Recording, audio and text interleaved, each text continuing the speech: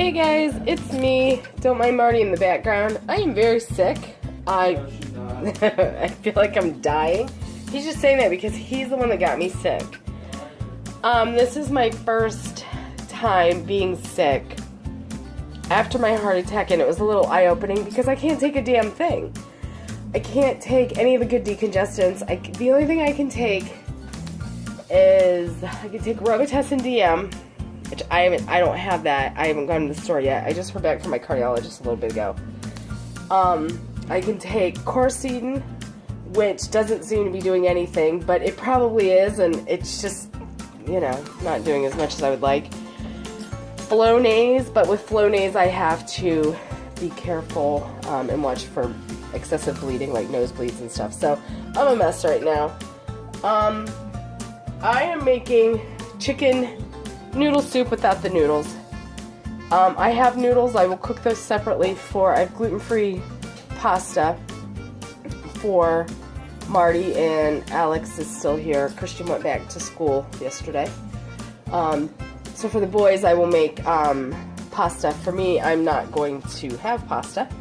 So it's just because you're paleo, just because you're post-heart attack does not mean that you can't have comfort food.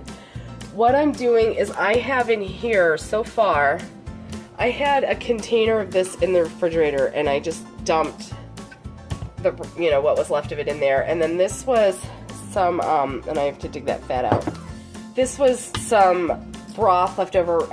Once a week I throw a whole chicken in the Instapot and it makes this really good broth. Now, if I weren't sick and I were making soup, I would make homemade broth with chicken feet and bones and all that, but I'm sick and they're lucky I'm doing this. I'm quite miserable when I'm sick. So, the way that I make it is basically the same way that I made chicken noodle soup before, just without the noodles, and I just bulk up on the vegetables. I'm one of those weird people, I don't like sweet potatoes in my soup. I've made it with sweet potatoes. I'm not a fan, but if you like cooked sweet potatoes in your soup, then by all means, throw them in there.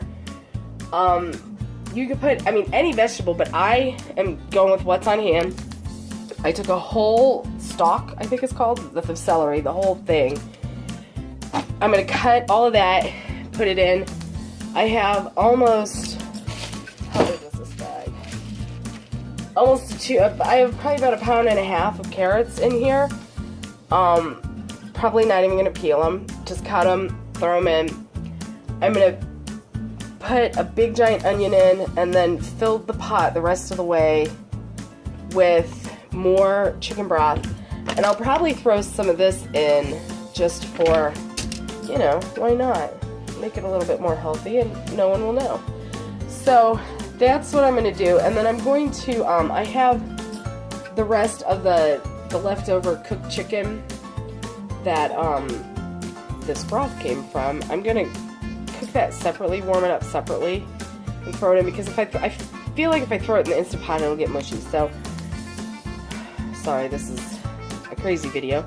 But I'm going to throw all of that in and then hit the soup button and walk away. And then when it's done, while it's cooking, I'm going to cook off the pasta for the boys and Marty. And actually, I'm probably going to make them do it. And warm up the chicken, probably just in a little bit of broth. And yeah, so I'm going to cut all this stuff and then I'll bring you back and show you what it looks like, in case you don't know what a pot full of vegetables looks like, I guess. So I'll see you in a minute. Bye. Okay guys, it's me again. Who else would be in the middle of a video I'm making, right?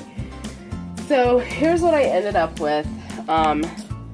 It's really dark. I live in a cave, I swear to God. It's just the carrots, onions, and celery, some more of the broth, and then I put a lot of thyme. For some reason, whenever I cook with chicken, I feel like it has to have a lot of thyme. I don't know. That was obnoxious. Thyme, what else did I put in there? Black pepper and garlic powder, because I don't have any whole garlic cloves. Normally I would put bay leaves, but we're out, so I don't know. But I'm going to put it on. Let me see if okay, we're going to push you back a little bit. I'm going to put you when Instant Pot, you want to make sure it's all the way back, and then just hit your soup button. Don't touch it for 10 seconds, and it will beep to let you know that it is turning on. There you go. That is the extent of what I am doing for this dinner. I'm going to make a boy cook the pasta, and I'm going to make a different boy heat up the chicken. Maybe, I don't know. But whatever, whoever does it, I will take a video of it for you, show you. But I mean, it's pretty straightforward. This is my chicken soup minus the chicken. If I didn't have leftover chicken, I would take chicken breasts, and I've done it frozen in a big block of frozen, like 8 frozen chicken breasts. If they're frozen in a block like that, what I usually do is I'll put them on for 30 minutes and then let it come down naturally, natural release, and then sort of pull them apart, because where they're frozen together a lot of times isn't cooked all the way. And then pull them apart and put it in for 15 more minutes, and they're perfect. They shred. You can just take the tongs and, you know, tap on them and they shred. But let's see, my heart attack brain is now cloggy, and so I definitely can't think straight. I'm trying to think if there was anything else I was going to tell you. Oh, if your chicken is not frozen, then it's going to depend on what cut you use. You know, that you should just Google chicken thighs in the Instant Pot or something and come up with it. But yeah. Okay, I'm going to go sit down before I hurt myself. So I will see you guys back here when it's done. Bye. Hey guys, it's me. Here is the finished, thank you, soup. It's super hearty. There's lots of stuff in it. And then Marty, go ahead, he's going to dump the chicken in. I don't know why I'm showing you this. You know how some people dump chicken in. And just stirring it around, letting that sit for a few minutes should be enough to warm it up. And then for whoever wants pasta, I'm just going to put pasta in the bottom of their bowl and then ladle in the soup. So I will show you a picture of, well, I don't have to show you a picture. That's what the finished product is going to look like. So there you go. It is perfectly doable to have, Marty, just turn the Instant Pot back on. To have, what are you doing? You're killing me.